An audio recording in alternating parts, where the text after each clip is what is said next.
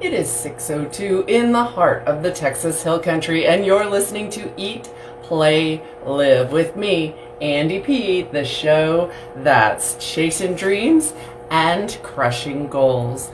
And my goal here is to help you live a healthier, happier, more balanced life. That is right. Our focus for this year is learning to love ourselves unconditionally. So when you embark on this self-love journey, or any other journey for that matter, whether, pursuing your education or parenthood or a new career or you're kayaking down the river, some point you may find yourself up a creek without a paddle, as they say.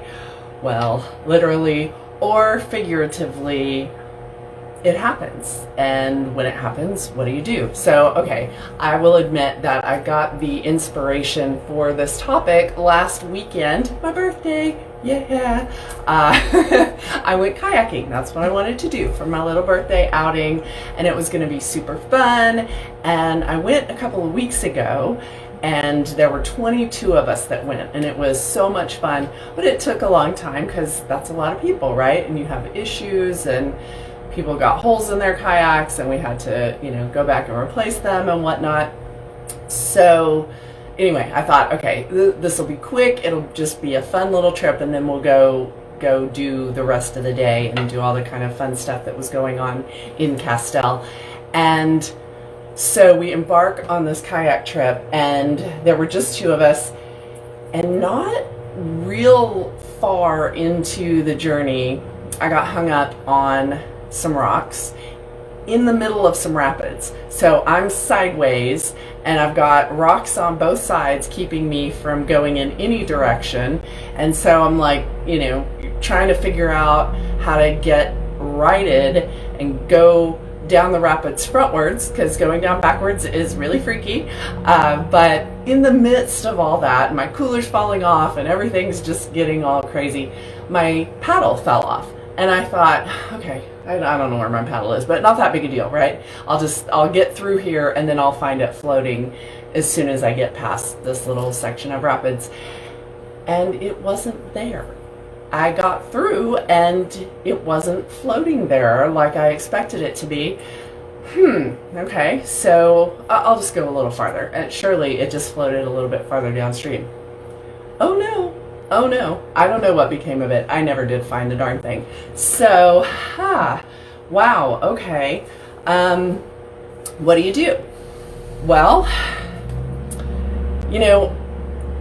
so many things. It was really a hard trip. What should have taken 2 or 3 hours ended up taking 5. But in the midst of this 5-hour, I kind of feel like a Gilligan's Island thing coming on, a 3-hour tour. No, it was a 5-hour tour. And I thought a lot about the situation. As at one point, as I'm floating and letting the river just kind of take me on downstream, I thought, really I could do nothing. And I will eventually arrive at the destination, because that's the way the river is going. So it certainly isn't going to get me there in the time that I planned for or expected, but I will get there. However, not being one to just sit back and let life take us on down the river, I chose several different methods. I hand paddled a lot. In fact, the back of my neck was completely sunburned, because it's a whole different posture. A whole different posture when you're hand paddling. And then at one point I jumped out and swam and pushed the kayak, and then at several points during the journey I had to get out and drag that bugger across the rocks, because wow, the water went down a lot in the week and a half in between those two trips. The first time, no dragging. This time, a lot of dragging. So imagine, hand paddle, drag, hand paddle, drag. Thankfully, I was prepared with my cooler, with water, and I had some electrolytes and some snacks and some beer. I mean, it was my birthday after all, right? So I had all these things prepared, but make sure, side note, because this is Eat, play, live, and I don't have a lot of food related things to talk about tonight. But when you go on a journey, especially on a journey like this, where there's a possibility that you could be stranded, plan ahead and take healthy snacks. I had nuts and cranberries and just healthy snacks to help fuel to get me on down the river. And so if I just want to put that out there, plan ahead in the things you do and make sure that you have healthy snacks. Like if you're on a road trip, if you don't plan ahead and take healthy snacks, you know what you're going to do. You're going to stop at a gas station or a drive-through and you're going to get crap, because that's what we do. So do not do that, plan ahead. Anyway, back to the getting on down the river here. Okay, it's so funny.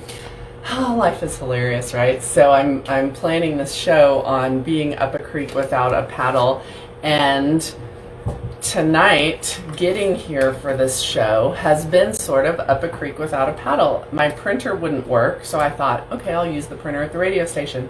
Well, the radio station is in the midst of moving, and so there is no printer here. Like everything has been moved except this, basically, the microphone and the board. So no printer. For those of you on Facebook Live, I have no beautiful ring light to make me look younger and smoother because I forgot to bring the plug in. So you're getting the real deal, no filter. Sorry, but I do have an awesome new haircut, so there's that. But this is life, right? This is life. Our best laid plans just get hung up on the rocks, and we turn sideways, and we have to figure out whether we're going to swim, push, or drag it along and get where we need to go. Yeah. So anyway, in the river story, when I realized I didn't have a paddle, I really didn't think about other options. I mean, I had a phone. I could have called for some kind of help, I guess, but that's not in the spirit of adventure, right? So I just got to work. That's what I do. When things get hard, I just get to work, right?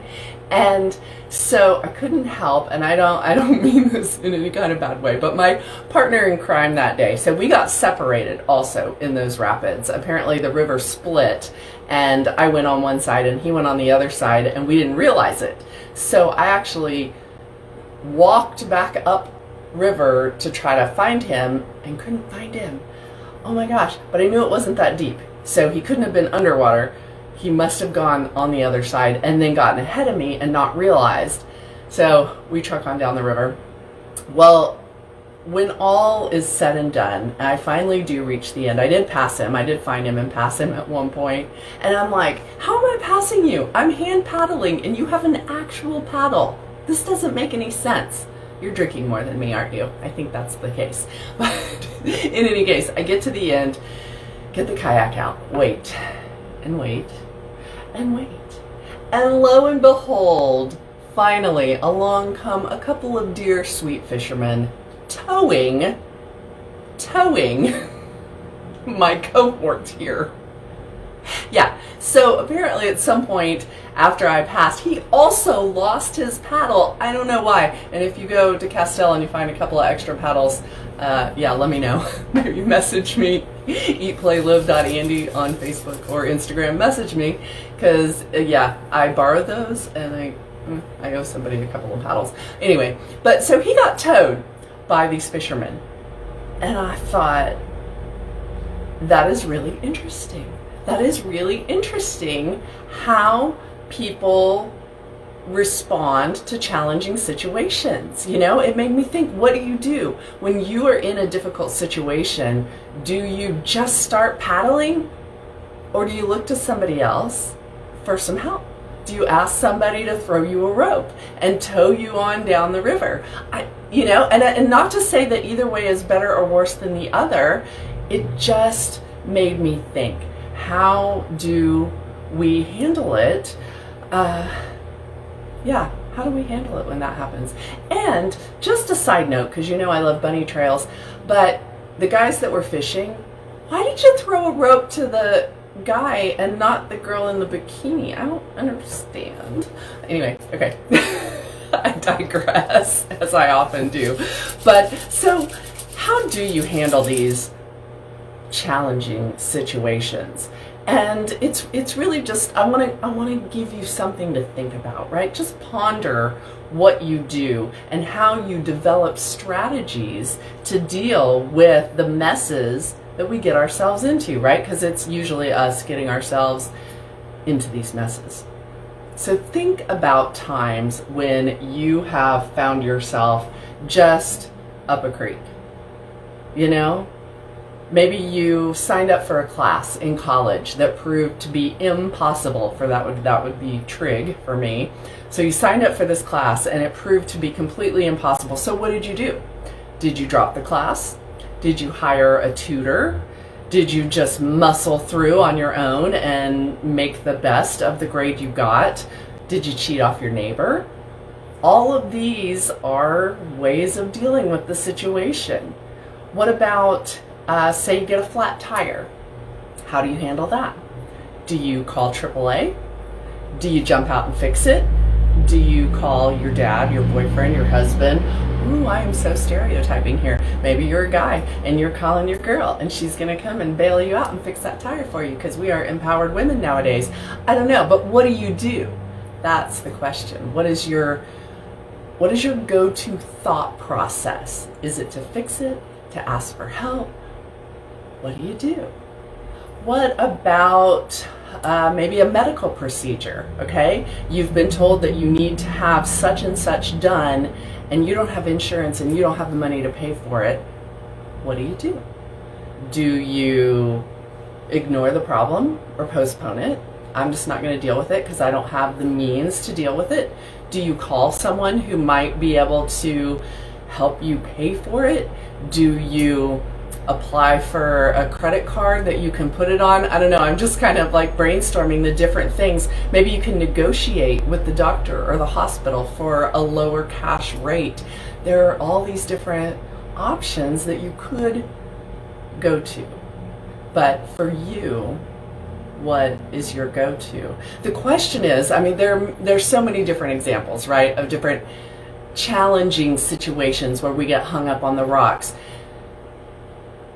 How do you feel about the way you handle those situations? That's what it comes down to. It's not anybody else's opinion of how you handle the situation. We're all going to just do what we're going to do. We're going to use the knowledge and the skills that we have and make the best decision at the moment. But how does that make you feel about the way you handled it? Is digging in and working through something, does that make you just feel really good about yourself? Like, I did this, I dug in, I powered through. Are you confident that the way you respond to these situations is a response with integrity? Yeah, that's a good word, isn't it? Integrity. And I looked up the definition just for you.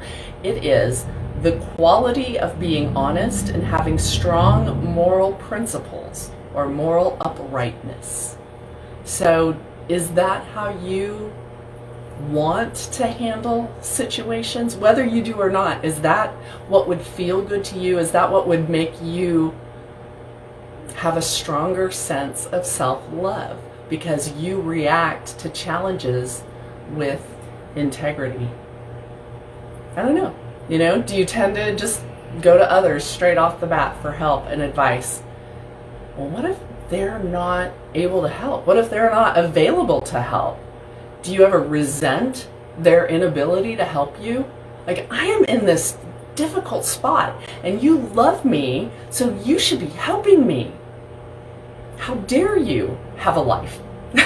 How dare you have other things that might prevent you from helping me out of my mess? I'm not judging, because we've all done that, you know, we've all done that a time or two.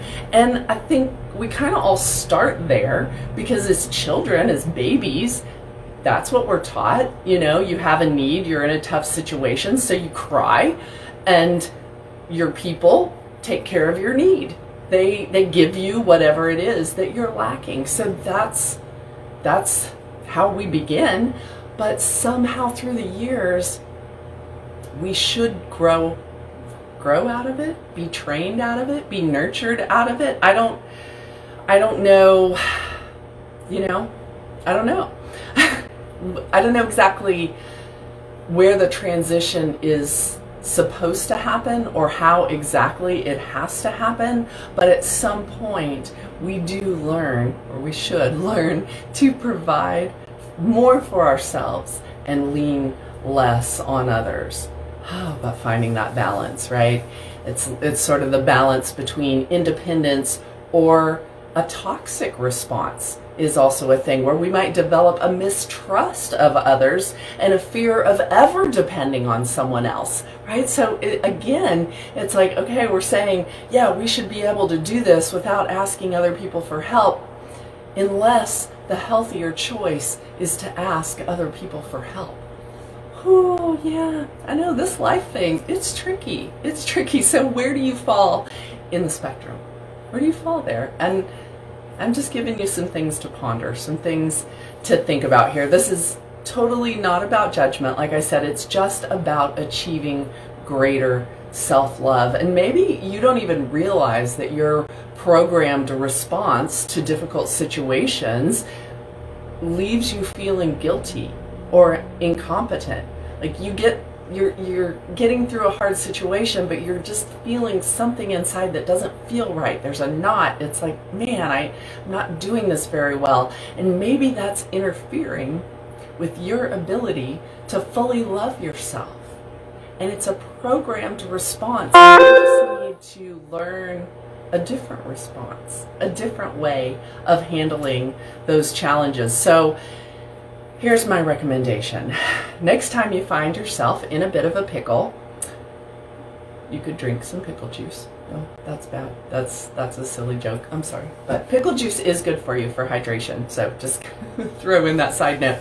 Anyway, when you find yourself in a pickle, seriously, when something happens and your first instinct is to phone a friend or ask a parent or ask whomever, assuming you're an adult, and your first go-to is to somebody else come in here and rescue me, pause. Just pause. Take a minute here. Ask yourself what else you can do.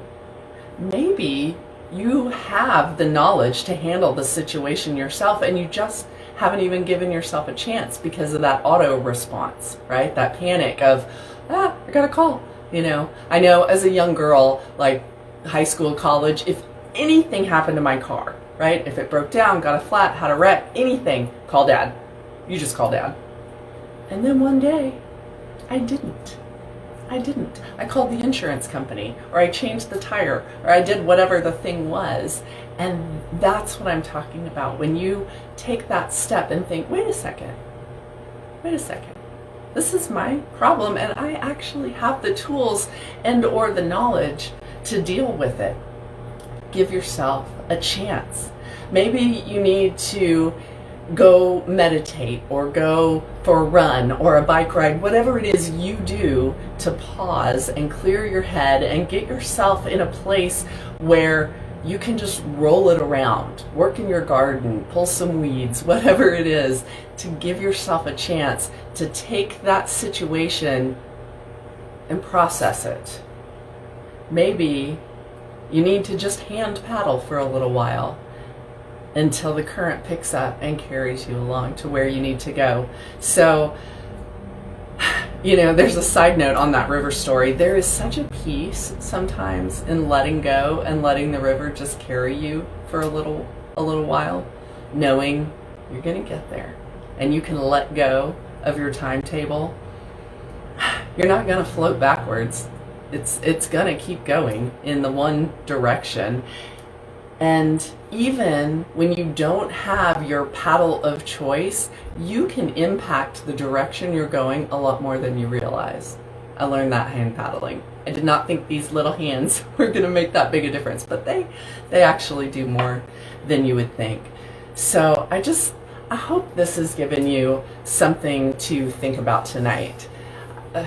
You know, I know, well, I don't have all the answers, so I'm not here to give you specific answers, but to hopefully help guide you in your journey as we go through this life and try to make the best decisions that we can, whether it's in what we eat, in how we play, in how we live, trying to find that balance, that life balance, hopefully this gives you something to think about.